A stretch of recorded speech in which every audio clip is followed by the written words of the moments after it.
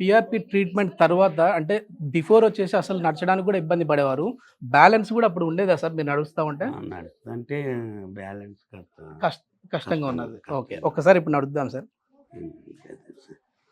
నిజంగా సర్జరీ పడే విధంగా ఉన్న వ్యక్తులు కూడా పిఆర్పి ద్వారా చాలా ఇప్పుడు హ్యాపీగా, హెల్తీగా నడుస్తా ఉన్నారంటే చాలా ఆశ్చర్యంగా ఉంది సార్ మాకి. సో మీరు నాతో ఆఫ్ ది రికార్డ్ చెప్పారు. నేను ఇంతకుముందు కింద కూర్చునేవాడిని కాదు, ఇప్పుడు కూర్చొని లేస్తానంటా ఉన్నారు.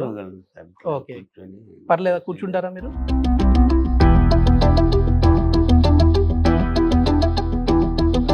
నిజంగా నాకంటే మీరే బాగా కూర్చుంటా ఉన్నారు. ఇది మొత్తానికి ఈ పియాన్ పెయిన్ మేనేజ్మెంట్ సెంటర్లో ట్రీట్మెంట్ అయిన తర్వాత ఇంత హెల్తీగా ఉన్నారు. సో గోపాల్ చౌదరి గారు నడవడమే కాదు, కూర్చొని ఆయనంతకు ఆయనే కూడా లేస్తా ఉన్నాడు. చాలా హ్యాపీగా ఉంది. సర్జరీ వరకు వెళ్ళాల్సిన పర్సన్ ఈ విధంగా పిఆర్పితో వచ్చారంటే